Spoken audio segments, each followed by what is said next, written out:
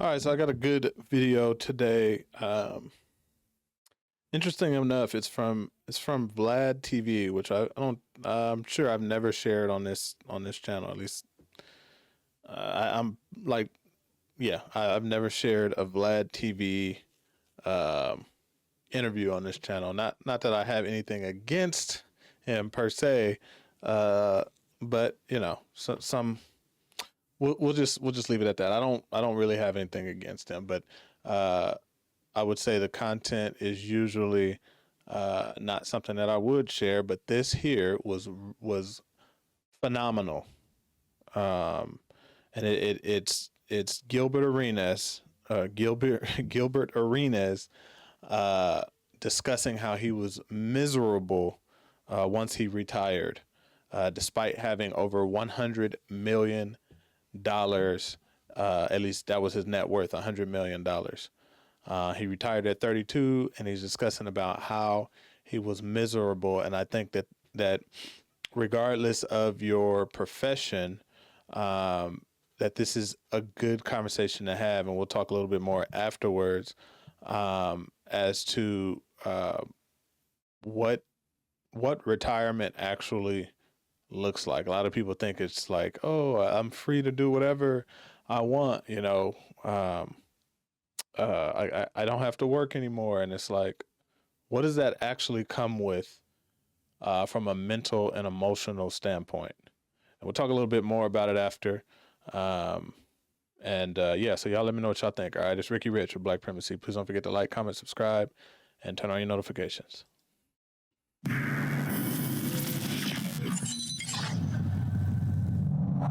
So you were how old when you retired? 32, I think. 32. Okay. So at 32, you retired from your career, essentially, and you were rich at the time. You were worth over 100 million at that point.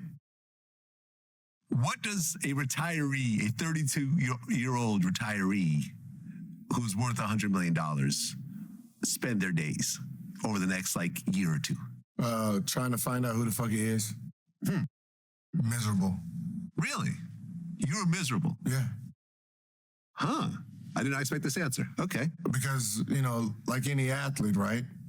From the ages of 6, 7 years old, all we knew was one thing: hoop. Yeah. Hoop school, right? Hoop summer, hoop play, right? Hoop Okay, school. so you were how old when you started playing? 6? I started at 10. At 10, yeah. You were a little bit later. Yeah, I was later. So from 10 years old, but you were nonstop. Yeah, so 10 to 32, nonstop. All I knew was basketball, right? Yes. That's all I knew. Regimen, wake up, ball, sleep, wake up, ball, sleep, wake up, ball, eat. That was it, right? My career, right? I'm not partying as much during the season, because that's the weird thing about NBA players, that they work their asses off during the summer, and then in the season starts, they want to party more because they get to go to every city, which is stupid, right? It's supposed to be the other way around. Focus during the season, party in the summer. So I handicap, don't use phones, don't party as much, go to 2, 3 cities, don't drink. There's things that I put, so when I'm done and say, all right, Gilbert, have fun, enjoy life. All right, cool. A week goes by, the summer goes by, and then what ends up happening is, this is what happens to every athlete. The season changes. Their season, right? I can smell when the season's starting. Getting a little colder, that September smell is coming. So what ends up happening is, my body naturally goes into get ready for the season mode. Okay. Well, unfortunately, there's no fucking season. Yeah. But for the last fucking years of my life, 22 years. My body, 2/3 of your life. My body has been programmed. 5:30, wake up, right? Train, go to sleep, eat lunch, train, wake up, boom, train. So now when training camp starts, because every athlete, they're going to get antsy, they're going to start doing a lot of this when the season's getting ready to start. And now there's no season, so what happens? You're sitting there like, what the fuck do I do with this time? All right, I woke up at 5:30. All right, okay, I'm going to go to the gym, okay. And so what I did when I first, retired, I had to try to figure out how to be busy between 9 o'clock, and 12. And then it's lunchtime, then I go to sleep, and then about 5 o'clock to like 8, be busy again. So what I caught myself doing, not even noticing, not even really understanding it. I'm driving from Calabasas all the way to downtown. Just to kill time. Just to kill time. In traffic, just listen to music, got a fucking playlist. Trying to, like, you know how like it's like, all right, take this route for shorter. I'm taking the longest route. Right? Just driving to downtown, driving back. By the time I get back, it's noon. Fucking lunchtime. Go get some lunch. Go on my TV, pass out, wake up, do it again. I spent a year driving in traffic. Wow. Like, I'll buy a new car and I got like fucking 30,000 miles on it in a year because I'm just fucking in traffic the whole time. Just having fucking fun. Just Okay, well, but you retired because of your injuries, right? Yeah. But you could have played overseas, right? Could have. Clearly, there was teams in the world that would take you. Yeah, like I was getting injured, and you know I was trying out getting injured, and my body just wasn't responding. You know, At so 32, I huh? Yeah, so I just let it go, and then letting it go is like You can't come back. no hobby. Right, I wasn't a golfer, you know. So most guys they sit on the golf course as long as possible. That's why a lot of guys go to TNT. They want to hurry up and get back into it because what do we know? We haven't had a regular life.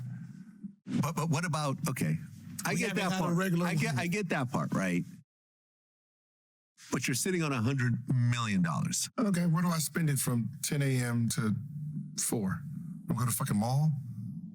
I mean, how many malls can we go to with no one there? Where's that? No, listen. It's okay. That's what I said. In hindsight, No, I got it. Listen. As someone, listen, I didn't have 100 million, but you know, I sit on millions. So it's always interesting. For example, like, you know, because I was broke the majority of my life, you know, or struggling, or you know, trying to get to somewhere, and you know, you always like, oh man, I wish I could buy that car. I wish I could buy that Louis jacket. I wish I could. And then you get to this point where you know, like I have a Mercedes dealership down the street from my house. I remember going by the dealership, walking around, going like, I could buy any of these cars, and I don't want any of them. don't want any of them. And then going to the Louis store, going like, I could buy any item in the store. But I don't like anything here, so. And it's a weird, like, you know what I'm saying? And this is not me talking down on people. This is just the reality of once you hit certain financial levels. It's like all this stuff that you've dreamed about having all these years, when you suddenly can have it, you're like, Once you've done it, now let's take away your job. yeah. Now let's take away your outlet, what you do to be able to be like, hey, I'm good. No matter how much money you have, if you don't have it, that's why when you hear someone, they're like, yeah, my parents still work. My dad just loves to go to work. That's what's keeping him alive. Oh, absolutely. Right? Same thing. Absolutely. You have to have a purpose. You're right. You take that purpose away. If you tell me, because you know, I mean, it's an interesting question. Like, listen, I'm going to turn 50 next month. And it's like, do I still love what I do?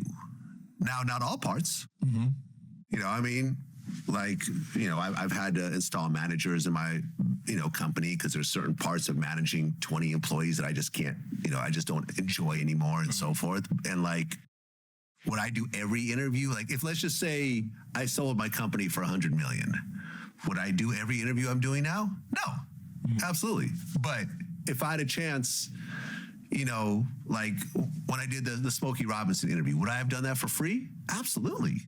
Smokey Robinson, Mike Tyson, Shaka Khan. Like when I look at some of the, you know, Neil deGrasse Tyson, who I recently did, it's like, yo, some of these, it's like to be able to sit down with this really accomplished person and to be able to ask them whatever you want for 2 hours is dope. Like you know, I get so excited for these kind of interviews. But would I do every interview, like with every regular guest and everything? No, probably not. Now, what if we take that from you, right? We take it from you. You cannot interview anyone else, And then you can interview no one else. Yeah. First week, 2 weeks, you're like, yeah. And then after, when everything settles and you're sitting there like, Fuck. Now all these people are calling. Like now the people, your guest list that you've always wanted starts calling. You can't do it. Yeah. Eminem wants to do an interview. Right? Well, Now you're seeing. So when basketball season starts, Yeah. it's nerve-wracking for players who retired. So this goes like everyone that you know goes through this. Really? There's the purpose. What is my purpose now? Right?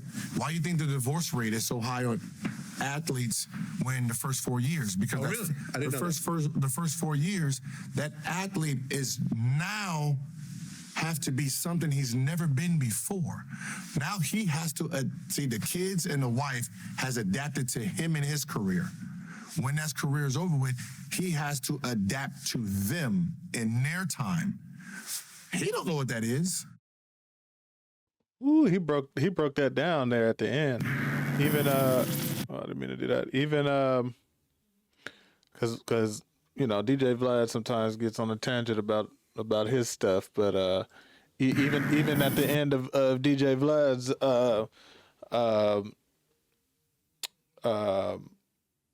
rant there, he told him, like, what happens when you take if you take all of that opportunity to go do something and you take that away, what do you have? Nothing. Right? And yeah, you got a bunch of money, but I like how he broke that down with purpose, because yeah, they're talking about hundreds of millions of dollars and stuff like that, but you still got people out here that, they retire, 50, 55, 60 years old, sometimes older, right? Think about the person that's 65 years old that worked for 45, 50 years, right? Worked since they were 15 years old. And then they just come to just sit down and there's like mentally that I just couldn't imagine, so, but I had talked with my mom before she retired, about this, and she broke it down to me the best, and I share it with as many people that I can who are, considering retiring, whether it be retiring, early, or if it's a person retiring in their 50s or 60s, and it's always having a plan before retiring, figuring out what you're going to do before. Don't wait until you get home from retirement to try and figure it out. And I think that was the best advice that anyone has ever told me about retirement. And then seeing this, like seeing it break down with people with with virtually enough money to do anything that they want to do, and they're talking about just being so bored out of their mind,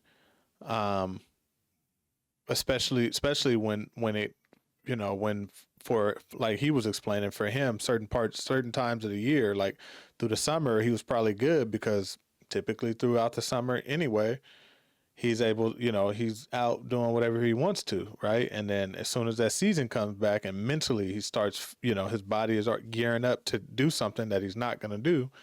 And then probably, a lot of his friends and associates and stuff like that are all within that same realm of career, and they're all going back to work. So that's why he's like, what am I supposed to do between 8 a.m. or 7 a.m. and 4 p.m. when everybody's busy, and I'm just sitting at the house, and not having a purpose, not having a something to get up and look forward to, and that just all pointed back to, like I was saying, the conversation I had with my mom, with having that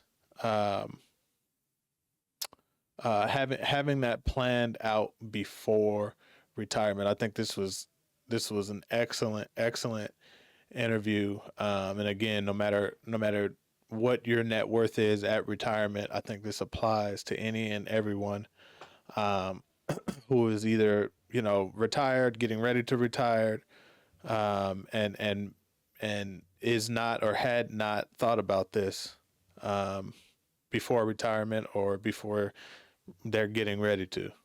So I definitely wanted to share this I thought this is, one of those thought provoking videos as we all are trying to get to the bag. There's a lot of us that are trying to, do it sooner, do it at 32, retire before the age of 30, retire before the age of 40, and not really putting this into serious thought of like, what am I going to do? Because otherwise I'm going to go crazy. I'm going to lose it mentally. So I thought this was excellent. but yeah, y'all let me know what y'all think. Y'all make sure y'all share this with anybody who you think might need it for retirement coming up. All right. So y'all let me know what y'all think. It's Ricky Rich of Black Primacy. Please don't forget to like, comment, subscribe, and turn on your notifications.